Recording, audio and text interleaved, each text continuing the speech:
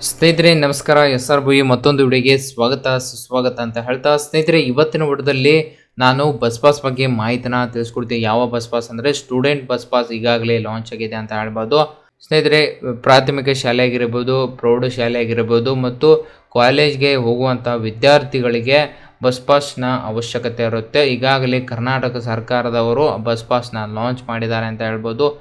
KSRTC ಆಗಿರ್ಬೋದು, NWKSRTC ಆಗಿರ್ಬೋದು, ಈ ಬಸ್ ಪಾಸ್ನ ಯಾವ ರೀತಿ ಸಲ್ಲಿಸಬೇಕು, ಹೇಗೆ ಸಲ್ಲಿಸಬೇಕು ಅದ ಮುಂದಿನ ವಿಡಿಯೋದಲ್ಲಿ ತಿಳಿಸ್ಕೊಡ್ತೀನಿ. ಸೊ ಅದಕ್ಕಿಂತ ಮುಂಚೆ ನೀವು ಬಸ್ ಪಾಸ್ನ ಸಲ್ಲಿಸಬೇಕಂದ್ರೆ ನಿಮ್ಮ ಹತ್ರ ಯಾವ ದಾಖಲಾತಿಗಳಿರ್ಬೇಕು ಅಂತ ಈ ಒಂದು ವಿಡಿಯೋದಲ್ಲಿ ತಿಳಿಸ್ಕೊಡ್ತೀನಿ. ಓಕೆ, ಸೊ ವಿಡಿಯೋನ ಸ್ಟಾರ್ಟ್ ಮಾಡೋಣ ಬನ್ನಿ. ಓಕೆ ಸ್ನೇಹಿತರೆ, ಮೊದಲನೆಯಾಗಿ ಬಸ್ ಪಾಸ್ಗೆ ಅರ್ಜಿನ ಸಲ್ಲಿಸಬೇಕಂದ್ರೆ ಸೇವಾ ಸಿಂಧು ಪೋರ್ಟಲ್ ಮೂಲಕವೇ ನೀವು ಅರ್ಜಿನ ಸಲ್ಲಿಸಬೇಕಾಗುತ್ತೆ. ಸೊ ಅರ್ಜಿನ ಸಲ್ಲಿಸಬೇಕಂದ್ರೆ ನಿಮ್ಮ ಹತ್ತಿರದ ಗ್ರಾಮೀಣ ಕೇಂದ್ರ ಆಗಿರ್ಬೋದು, ಕರ್ನಾಟಕ ವನ ಕೇಂದ್ರ ಆಗಿರ್ಬೋದು, ಇಲ್ಲವಾದರೆ ಬೆಂಗಳೂರು ವನ ಕೇಂದ್ರದಲ್ಲಿ ಹೋಗಿ ಅರ್ಜಿನ ಸಲ್ಲಿಸಬೇಕಾಗುತ್ತೆ. ಸ್ನೇಹಿತರೆ, ಬಸ್ ಪಾಸ್ಗೆ ನೀವು ಅರ್ಜಿನ ಸಲ್ಲಿಸಬೇಕಂದ್ರೆ ಕರ್ನಾಟಕ ವನ ಸೇವಾ ಕೇಂದ್ರದಲ್ಲಿ ಹೋದರೆ ಸೊ ಅಲ್ಲಿ ಬಸ್ ಪಾಸ್ಗೆ ಅರ್ಜಿನ ಸಲ್ಲಿಸಬೇಕಂದ್ರೆ ಬೇಕಾಗುವಂಥ ದಾಖಲಾತಿಗಳನ್ನು ಈಗಾಗಲೇ ಸ್ನೇಹಿತರೆ ನೋಡ್ಬೋದು. ಸೊ ಹಳೆ ಬಸ್ ಪಾಸ್ ಬೇರೆ ಇತ್ತು, ಈಗ ಹೊಸ ಬಸ್ ಪಾಸ್ ವಿದ್ಯಾರ್ಥಿ ಪಾಸ್ ಅಂತ ಈ ರೀತಿ ಬಸ್ ಪಾಸ್ ಸಲುವಾಗಿ ಈ ಒಂದು ಸ್ಮಾರ್ಟ್ ಕಾರ್ಡ್ನ ರೆಡಿ ಮಾಡಿದ್ದಾನೆ ಅಂತ ಹೇಳ್ಬೋದು. ಹಾಗಾದರೆ ಬಸ್ ಪಾಸ್ ಅರ್ಜಿಗೆ ಬೇಕಾಗುವಂಥ ದಾಖಲಾತಿಗಳೇನೆಂದರೆ, ಮೊದಲನೇದಾಗಿ ನಿಮಗೆ ಪಾಸ್ ಫಾರ್ಮ್ ಬೇಕಾಗುತ್ತದೆ. ಪಾಸ್ ಫಾರ್ಮ್ ಏನಾಗುತ್ತೆ ಆನ್ಲೈನ್ ಮೂಲಕ ಕೂಡ ಡೌನ್ಲೋಡ್ ಮಾಡ್ಕೊಳ್ಬೋದು.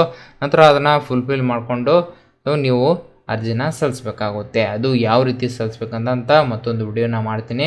ಫೀಸ್ ರೆಸಿಟಿ ಕೂಡ ನೀವು ಲಗತ್ತಿಸಬೇಕಾಗುತ್ತೆ. ಪಾಸ್ ಫಾರ್ಮ್ ಜೊತೆ ನಿಮ್ಮ ಶಾಲಾ ದಾಖಲಾತಿ ಅಂದರೆ ನಿಮ್ಮ ಶಾಲೆಯ ಫೀಸ್ ರೆಸಿಟಿನ ಅಲ್ಲಿ ಹಚ್ಚಬೇಕಾಗುತ್ತೆ. ನೀವು ಅಡ್ಮಿಷನ್ ತಗೊಂಡಾಗ ನಿಮಗೆ ಒಂದು ಫೀಸ್ ರೆಸಿಟಿನ ಕೊಟ್ಟಿರ್ತಾರೆ, ಸೊ ಅದನ್ನು ಹಚ್ಚಬೇಕಾಗುತ್ತೆ. ನಂತರ ಆಧಾರ್ ಕಾರ್ಡ್ ಕಡ್ಡಾಯವಾಗಿರುತ್ತೆ. ಯಾವುದೇ ವಿದ್ಯಾರ್ಥಿ ಬಸ್ ಪಾಸ್ಗೆ ಅರ್ಜಿನ ಸಲ್ಲಿಸಬೇಕಂದ್ರೆ ಆಧಾರ್ ಕಾರ್ಡ್ ಕಡ್ಡಾಯವಾಗಿರುತ್ತೆ.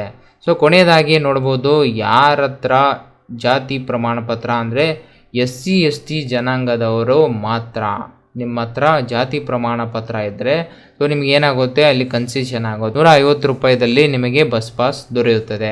ಸೊ ಇಲ್ವಾದರೆ ನಿಮಗೆ ಆ್ಯಸ್ ಪರ್ ಫೀಸ್ ಎಷ್ಟಿರುತ್ತೆ ಅದನ್ನು ಕಟ್ಟಬೇಕಾಗುತ್ತೆ. ಒಂದು ವೇಳೆ ನೀವು SC ST ಜನಾಂಗಕ್ಕೆ ಸೇರಿದ ವಿದ್ಯಾರ್ಥಿಗಳಾಗಿದ್ದರೆ ಅಂಥವರು ತಮ್ಮ ಜಾತಿ ಪ್ರಮಾಣ ಪತ್ರನ ಸಲ್ಲಿಸಬೇಕಾಗುತ್ತೆ. ಒಂದು ವೇಳೆ ನಿಮ್ಮ ಹತ್ರ ಇರಲಿಲ್ಲ ಅಂದರೆ ನೀವು ಜಾತಿ ಪ್ರಮಾಣ ಪತ್ರಕ್ಕೆ ಅರ್ಜಿನ ಸಲ್ಲಿಸಿ ಬಂದ ನಂತರ ನೀವು ಬಸ್ ಪಾಸ್ಗೆ ಅರ್ಜಿನ ಸಲ್ಲಿಸ್ಬೋದು. ಓಕೆ, ಸೊ ಇವತ್ತಿನ ವಿಡಿಯೋದಲ್ಲಿ ಬಸ್ ಪಾಸ್ ಅರ್ಜಿಗೆ ಬೇಕಾಗುವಂಥ ದಾಖಲಾತಿಗಳ ಬಗ್ಗೆ ಮಾಹಿತಿನ ತಿಳಿಸ್ಕೊಟ್ಟಿದ್ದೀನಿ. ಏನಾದರೂ ನಿಮಗೆ ಬಸ್ ಪಾಸ್ ಬಗ್ಗೆ ಅರ್ಜಿ ಸಲ್ಲಿಸುವಾಗ ಏನಾದರೂ ತೊಂದರೆ ಅದೇ ಕಮೆಂಟ್ ಮೂಲಕ ಕೇಳ್ಬೋದು. ಸೊ ನಮಗೆ ಇದು ತಿಳಿತಿಲ್ಲ, ಸೊ ಇಲ್ಲಿ ಪ್ರಾಬ್ಲಮ್ ಬರ್ತಾ ಇದೆ ಅಂತ ನಿಮಗೆ ಅನಿಸಿದರೆ ನೀವು ಕಮೆಂಟ್ ಮೂಲಕ ಕೂಡ ನೀವು ಅಲ್ಲಿ ಕಮೆಂಟ್ ಮಾಡ್ಬೋದು. ಓಕೆ, ಸೊ ಸ್ನೇಹಿತರೆ ಈ ಒಂದು ವಿಡಿಯೋನ ಇಲ್ಲಿಗೆ ಎಂಡ್ ಮಾಡ್ತಿದ್ದೀನಿ. ಈ ಒಂದು ವಿಡಿಯೋ ನೀವು ಇಷ್ಟವಾಗಿದ್ದರೆ ಲೈಕ್ ಮಾಡಿ, ಸಬ್ಸ್ಕ್ರೈಬ್ ಮಾಡಿ, ತಪ್ಪದೆ ತಮ್ಮ ಬಂಧು ಮಿತ್ರರಿಗೆ ಶೇರ್ ಮಾಡಿ ಅಂತ ಹೇಳ್ತಾ ಅಲ್ಲಿವರೆಗೆ ಮತ್ತೊಂದು ವಿಡಿಯೋ ಜೊತೆ ಬರ್ತೀನಿ. ಜೈ ಹಿಂದ್, ಜೈ ಕರ್ನಾಟಕ.